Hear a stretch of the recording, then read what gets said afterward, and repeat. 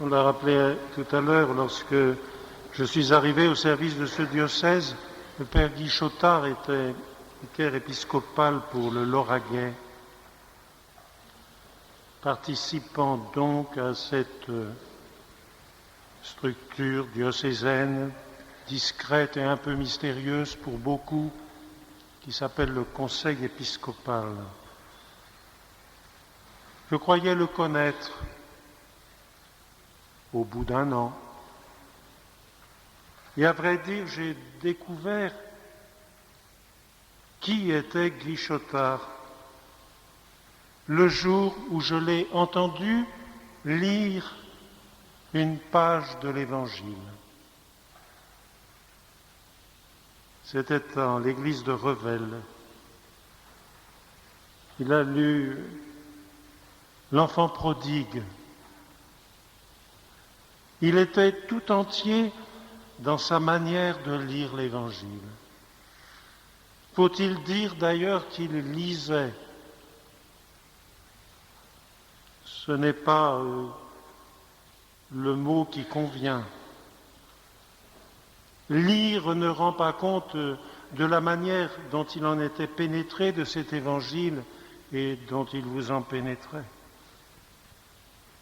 En lisant l'Évangile, parfois même il n'avait pas besoin du texte pour le donner.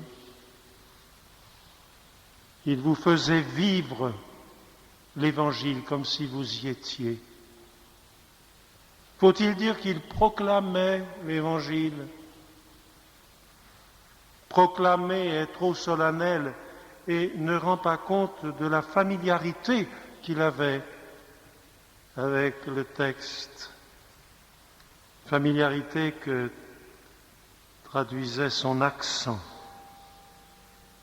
L'accent, disait-il, il est à la parole ce que le sourire est au visage.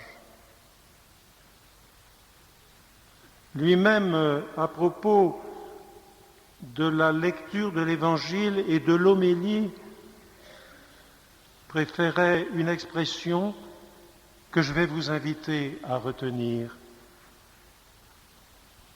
Il parlait d'apporter l'Évangile. D'apporter l'Évangile comme une parole directe, immédiate, personnelle, décisive.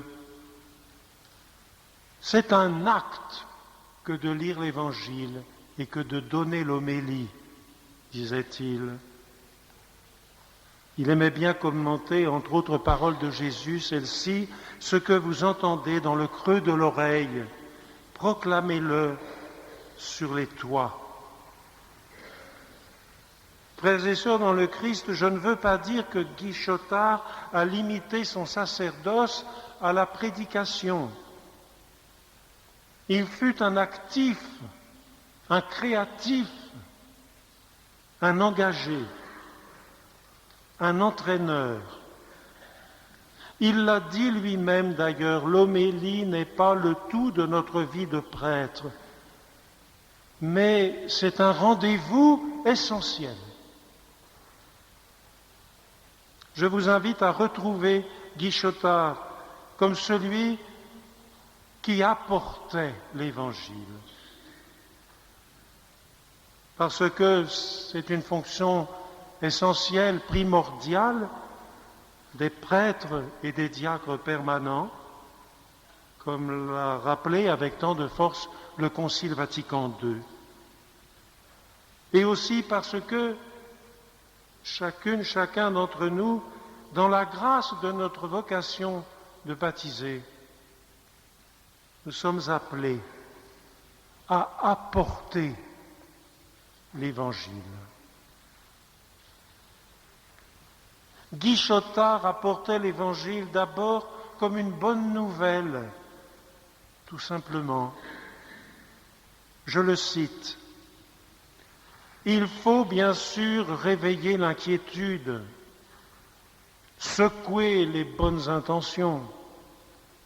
Pour se convertir, l'homme doit découvrir son mauvais état, et donc il faut lui en parler. mais sans être prophète de malheur. Nous annonçons, disait-il, le salut et non pas la terreur. Nous annonçons la tendresse beaucoup plus que la colère. Éprouver les détresses, les exils, les massacres, regarder l'homme blessé, c'est bien nécessaire. Mais surtout, il faut vivre Noël, la résurrection, et rendre compte de l'espérance que nous portons en nous. Ce sont ses propres mots. Au sortir d'une assemblée dominicale, disait-il aussi, le chrétien de base ne doit pas être effondré, dégoûté de lui et du monde. Il doit avoir envie de se battre et serein d'affronter le monde tel qu'il est.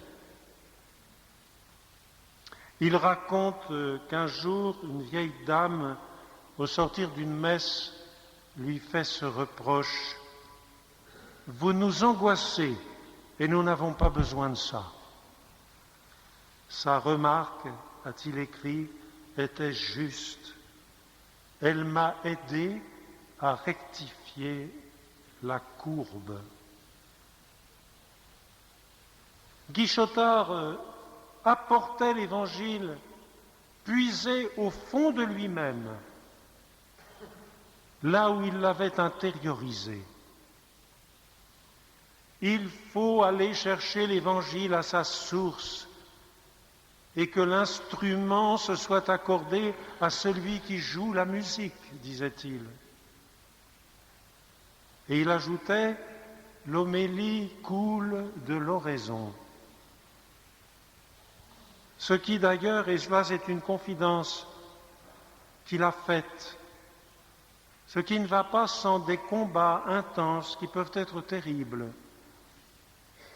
car il ne s'agit pas de dire la bonne parole, qui n'est que du vent. La vraie parole est une épée qui vous pénètre jusqu'aux jointures. Ça fait mal.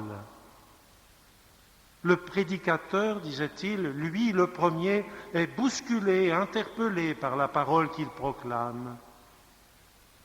Pour avoir des chances d'être un authentique messager, il faut commencer par se convertir. Il faut que le prédicateur s'arrache à lui-même. L'homélie appelle, nécessite que l'homme se jette dans son discours, qu'il se jette tout entier dans sa voix, qu'il se donne et se livre, qu'il s'arrache la parole au plus profond de lui-même, c'est son langage, qu'il parle avec ses tripes. Alors, à la limite, peu importe les mots et leur agencement, celui-ci, il y croit. Et la conviction devient communicative. Guichotard apportait l'Évangile avec la complicité des fidèles qui l'écoutaient. Il comptait sur eux. Il ne pouvait pas parler sans leur collaboration, en quelque sorte. J'ai trouvé dans ses notes ceci.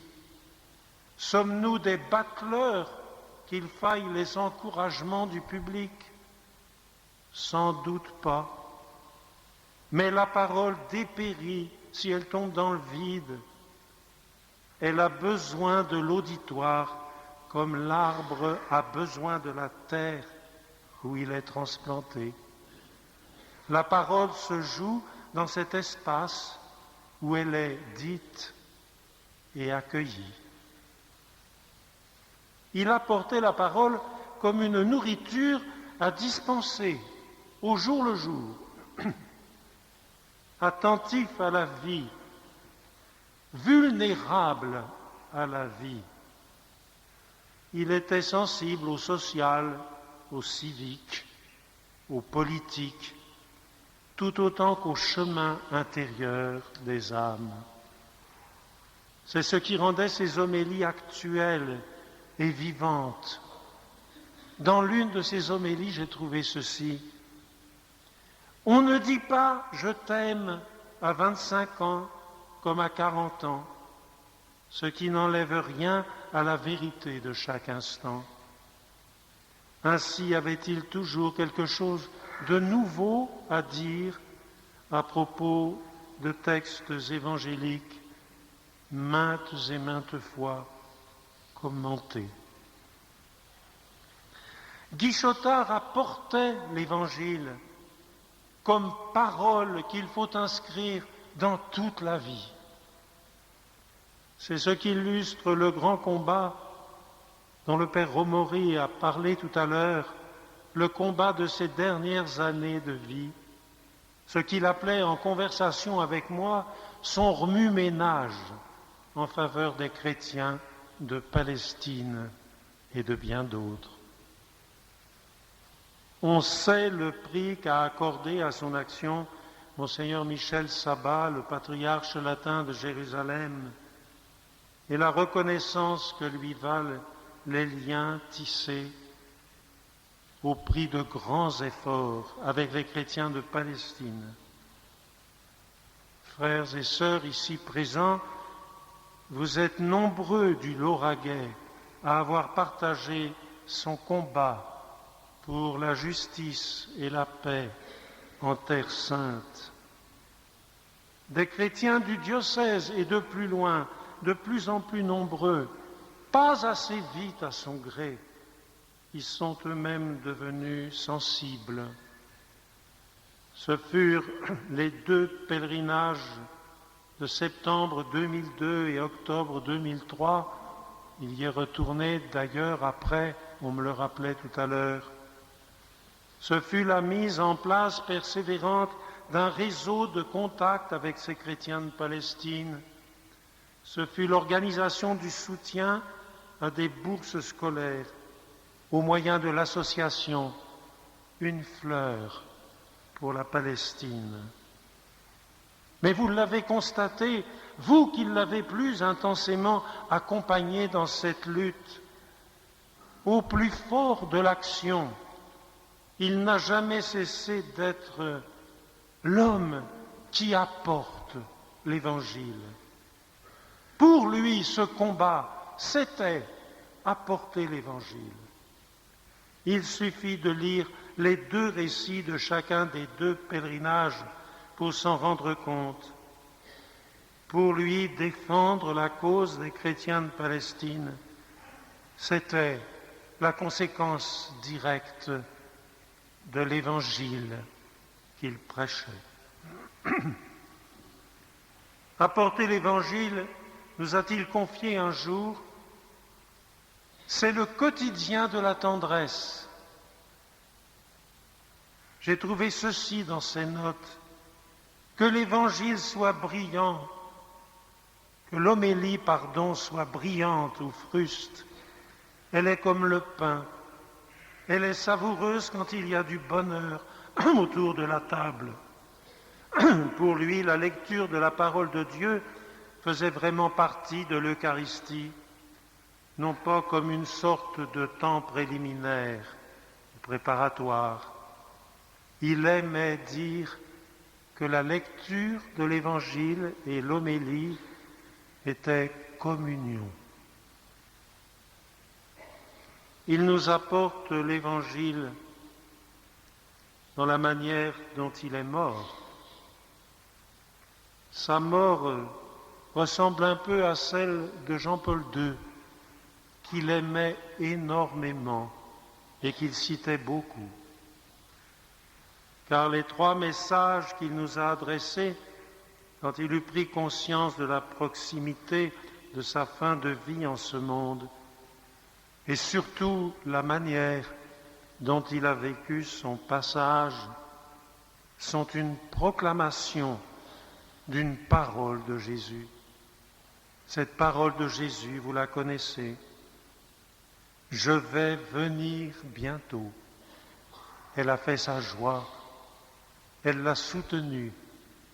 Il est mort avec pour que nous la découvrions et que nous vivions avec. C'est bien l'Évangile qui nous a apporté encore, en nous écrivant ceci, dans cet espace limité à quelques mois au mieux, je découvre un cadeau que Dieu me fait, celui de me dire « Je vais venir bientôt ». J'ai découvert qui était Guichotard le jour où je l'ai entendu lire l'Évangile. C'était à l'église de Revel, c'était la parabole de l'enfant prodigue. J'ai découvert Guichotard le jour où sa mort étant proche. Il nous a dit, il m'a dit, que la parole de Jésus restait pour lui son étoile, sa raison de vivre comme sa raison de mourir. Je vais venir bientôt.